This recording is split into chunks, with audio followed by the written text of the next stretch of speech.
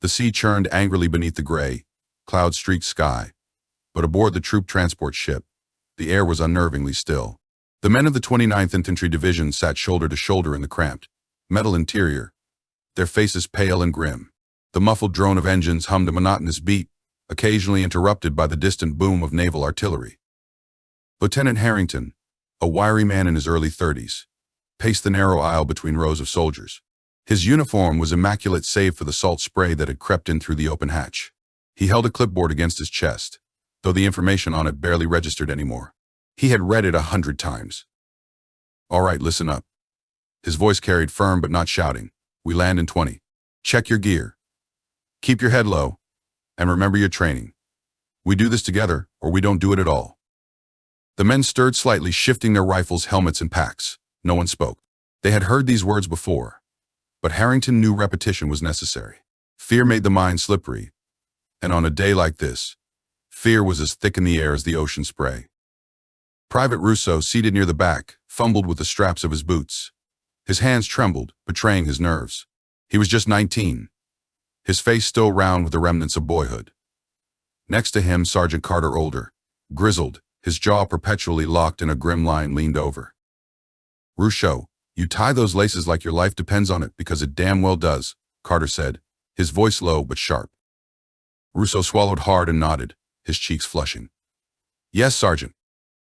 Nearby, Private Anders sat with a rosary clutched in his gloved hands, murmuring prayers under his breath. His lips moved quickly, his words drowned out by the creaking of the ship and the occasional groan of the hull, as waves slammed against it. "Save some prayers for us too, Anders," muttered Corporal Green, whose dry wit had earned him the nickname Joker. He forced a grin that didn't quite reach his eyes. Harrington paused at the open hatch, staring out at the horizon. The massive fleet stretched as far as the eye could see, gray shapes bobbing on the restless ocean, each carrying men who would soon storm the beaches of Normandy. He could see the faint outline of the French coast ahead, shrouded in mist and smoke. The lieutenant's hand went instinctively to the photograph tucked in his breast pocket, a picture of his daughter, Emily, smiling in her Sunday best. He'd promised her he'd come home. "I will come home," he told himself. Then, almost guiltily, he added, "if I'm lucky." 10 minutes, a voice called from the deck above. The men tensed. The murmurs stopped. Harrington turned to face them.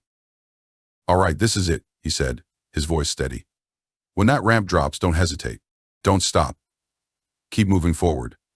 The faster we push, the better chance we have. Stick together. Watch each other's backs. We're not leaving anyone behind." Carter gave him a sharp nod. "You heard the lieutenant, boys. Let's make this count." The ramp operator's voice crackled through the ship. 5 minutes to beach. 5 minutes. The air thickened with anticipation. The men double-checked their gear, adjusted their helmets, and braced themselves against the swaying of the ship. Rousseau clutched his rifle so tightly his knuckles turned white. Harrington walked back down the row, meeting each soldier's gaze.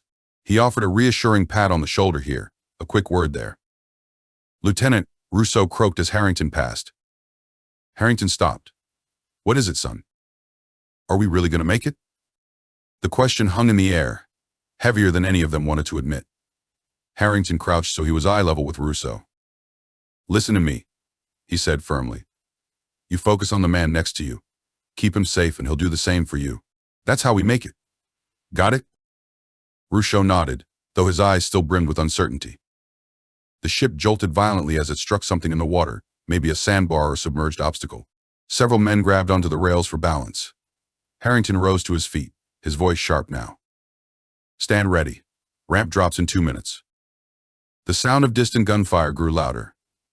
The men could hear the rhythmic pounding of German artillery now, punctuated by the higher-pitched chatter of machine guns. Harrington felt the knot in his stomach tighten, but he forced himself to stand tall. These men needed him to be a rock, even if he was just as terrified as they were. 30 seconds. The ramp began to lower, the hinges groaning under the strain. The first spray of bullets ricocheted off the metal, deafening and close. Light poured into the landing craft, revealing the chaos outside the beach awash in smoke and fire, the surf churning red. "Go, go, go!" Harrington bellowed, leaping forward as the ramp hit the water. And then, hell broke loose.